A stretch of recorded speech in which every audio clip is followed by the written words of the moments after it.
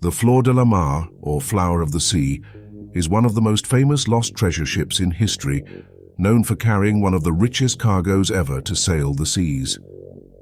This legendary ship was a Portuguese nau, a type of large, heavily armed trading vessel that embarked on many voyages during the Age of Exploration. Commanded by the famed explorer Afonso de Albuquerque, the Flor de la Mar played a critical role in establishing Portuguese dominance in the Indian Ocean, ferrying soldiers and supplies to expand Portugal's colonial reach. Yet, what has most captured the imaginations of treasure hunters is its final, fateful journey in 1511, a journey that ended with a massive treasure vanishing beneath the waves. The Flor de la Mar was built in 1502 and was one of the largest and most powerful ships of her time, but her size also made her difficult to maneuver, and she was known to be problematic in rough seas. Despite her flaws, the ship was kept in service due to the demands of expanding the Portuguese Empire, including carrying heavy cargo loads and supporting conquests.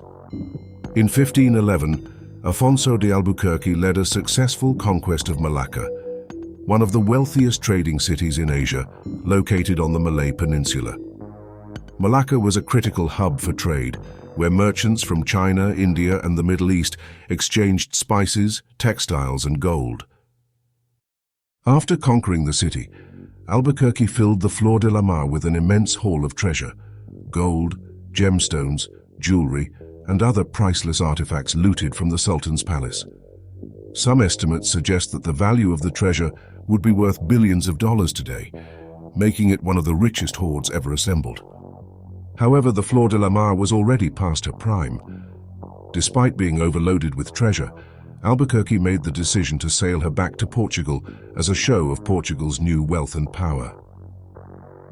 On the return voyage, disaster struck.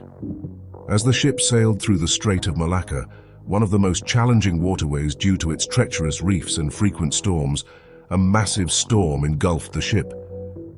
On November 20th, 1511, the Flor de la Mar hit a reef off the coast of Sumatra, split apart and began to sink.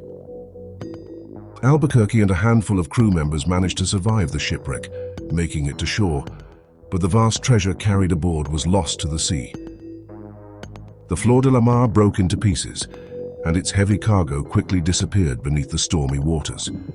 In the chaos of the wreck, not only was the treasure lost, but an untold number of crew members also perished.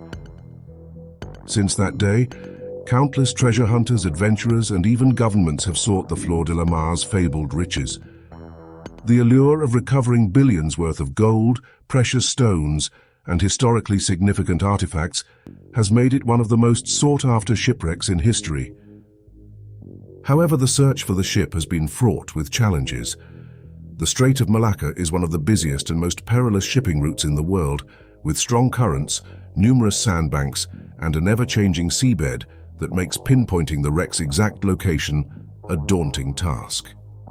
One of the notable search efforts took place in the 1980s, led by American treasure hunter Robert F. Marks, who spent years and a small fortune trying to locate the wreck. Marks believed that he had narrowed down the potential location of the Flor de la Mar, but due to various setbacks, including legal disputes and the challenging underwater conditions, he was never able to find the ship. He famously described the treasure as the richest cargo ever lost at sea, and lamented the difficulties that the Strait of Malacca presented, with its shifting sands and murky waters concealing any potential leads. The treasure of the Flor de la Mar remains elusive, not only because of the natural challenges posed by the environment, but also due to political factors. The waters off Sumatra and the Malaysian coast are claimed by multiple countries, including Indonesia and Malaysia, making it legally complex for treasure hunters to get permits to search for the wreck. Additionally, modern maritime laws often dictate that such treasures are the property of the countries within whose waters they are found, further complicating any potential recovery efforts. The exact resting place of the Flor de la Mar remains a mystery. Treasure hunters have considered the possibility that the treasure could have been swept far from the original wreck site due to the powerful currents in the Strait of Malacca. Some even believe that local fishermen may have unknowingly recovered pieces of the treasure over the centuries, while others speculate that the artifacts are still hidden, buried under layers of sand and coral. Despite all these challenges, the legend of the Flor de la Mar has not faded. The mystery of the lost ship and its treasure continues to capture the imagination of treasure hunters, historians, and adventurers alike. In recent years, advances in underwater technology have offered renewed hope for the search. Sonar scanning and remote-operated submersibles provide capabilities that early treasure hunters could only dream of, making it possible that the Flor de la Mar could one day be found. However, the complexities of the region, both environmental and geopolitical, continue to be a barrier. Until that treasure is found, the Flor de la Mar will continue to be one of the world's greatest lost treasures, an enduring legend that keeps treasure hunters coming back, hoping to uncover the long-lost gold that vanished beneath the waves over 500 years ago.